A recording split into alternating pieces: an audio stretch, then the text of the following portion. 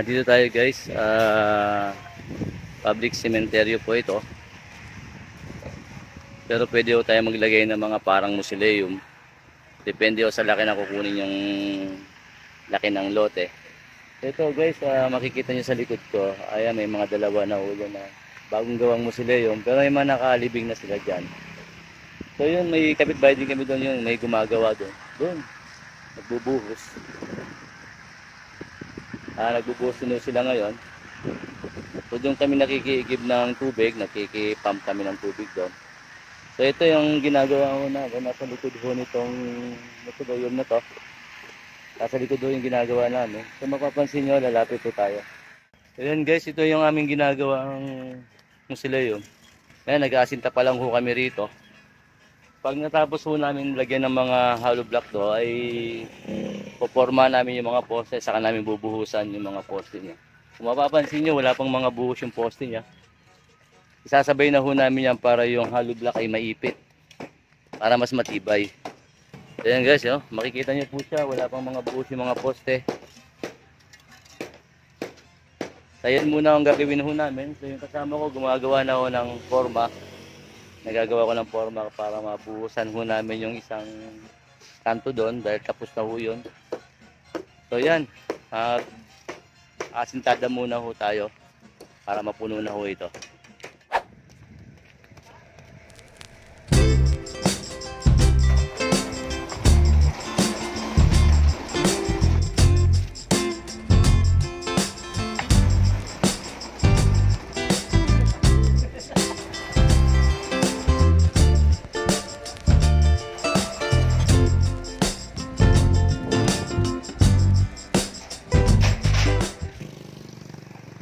Ito tayo mga agarahe. Gumagawa ho tayo ng mausoleum. Yan, may mga kasama ho tayo mga gumagawa doon. Nagbubuhos ho sila ng flooring. So kami gumagawa rin kami dito ng poste. Ayan, nakabuhos na ho kami ng isang poste. Susunod naman namin yung kabila. Ayan po ang sementeryo.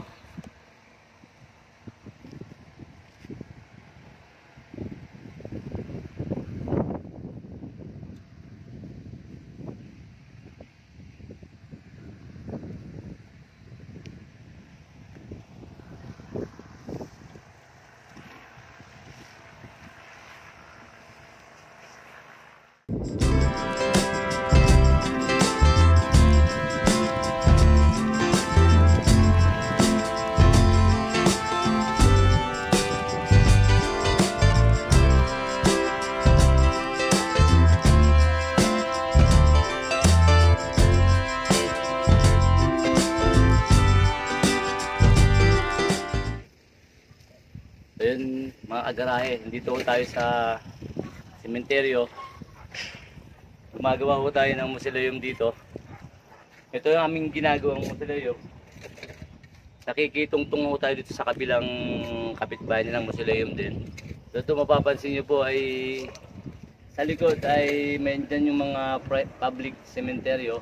Dito ay parang semi-private to. So yung mga kagarahe, yun napapansin nyo. Public po yan. Ito ay semi-private po ito. So ayun ang ating ginagawang project po natin. So napaka-init yun. Ng mga alauna ng hapon, nagbubuso kami ng poste. So yun guys.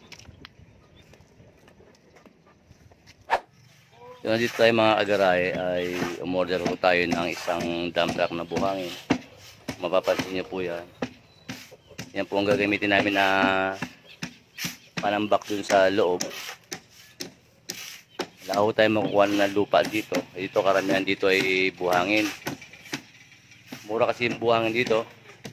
Mapapansin niyo po dun, marami nakatambak ng mga panambak. Puro buhangin pong panambak nila dito. So yun, tatambakan namin yung loob ng buhangin. Mga dalawang hollow block po ang taas niya. Malaki-laki rin ang kakainin ng buhangin to.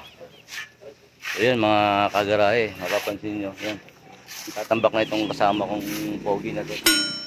Hi guys! Welcome to my vlog! Oh. Tatambak na itong kaibigan mo. Dito tayo sa loob. So yung tambako natin ay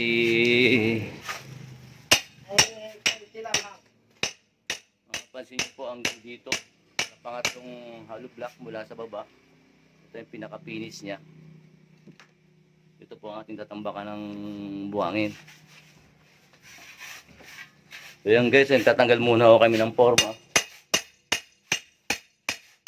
Kasi pa-flooringan muna ho namin to bago kami magpo-forma sa taas ng slab. So yan muna ho.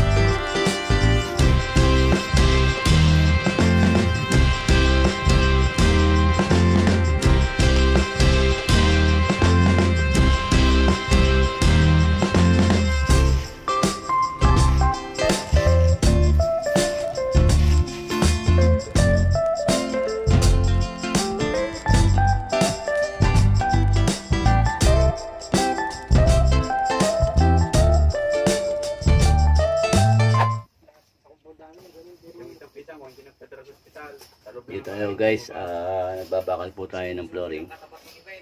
So ang kinabit po natin dito sa flooring, hindi siya 10mm, gumamit po tayo ng matting.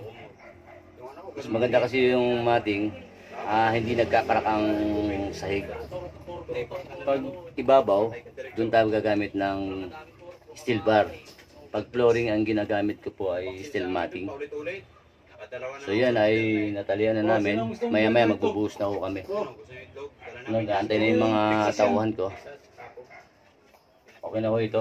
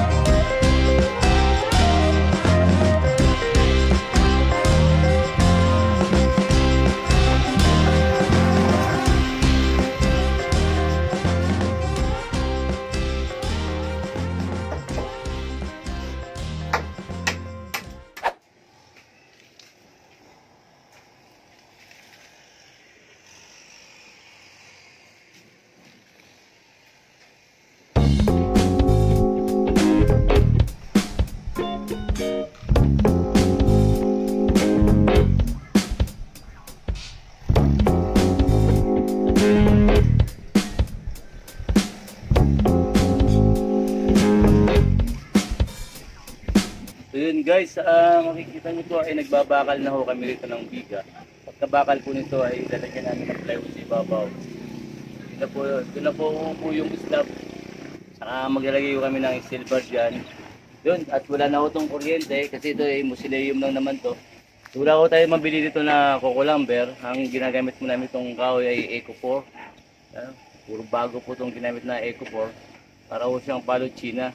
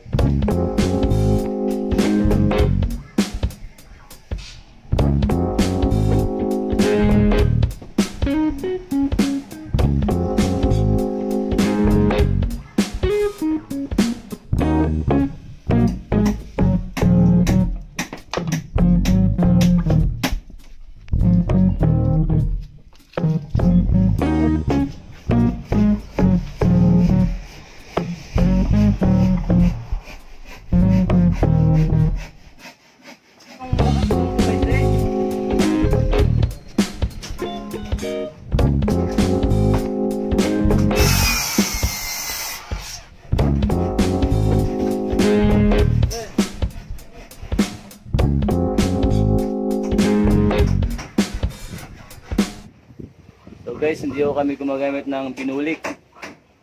Marine plywood po ang ating ginagamit. Lagyan ho natin ng used oil. Pinulik kasi madaling masira. Maulan na lang, wala na, tumutuklap na. So ito ang ginagamit ho natin, marine plywood na 1/2.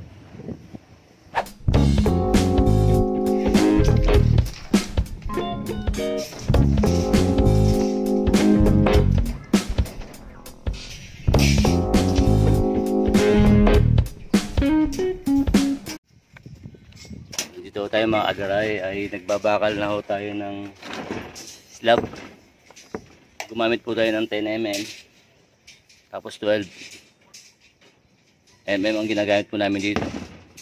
So doble po yung aming gagawin dito. Magbabangka-bangka itong gagawin po namin dito. Meron siyang naka-ekes, dodoblein po namin.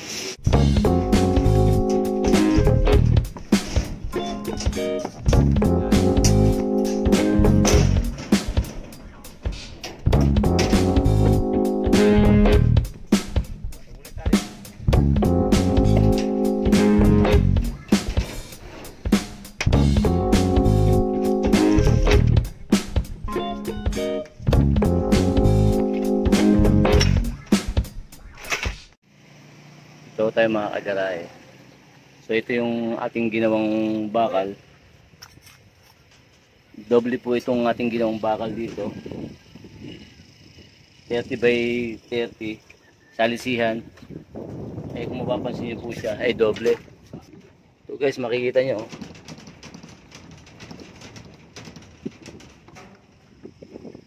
At doble yung kinabit mo natin dito para mas matibay. Kasi iba ay single ang kinakabit. Dito dalawang kinabit po natin na bakal. So ang size po nito ay 10 mm. Pares 10 mm po ang ginamit po namin dito. So yan guys ay naporma na po namin yung gilid. At matapos po ngayon, bukas ay magbubuhos kami. Monday po ngayon. Sakto Martes buhos po namin to.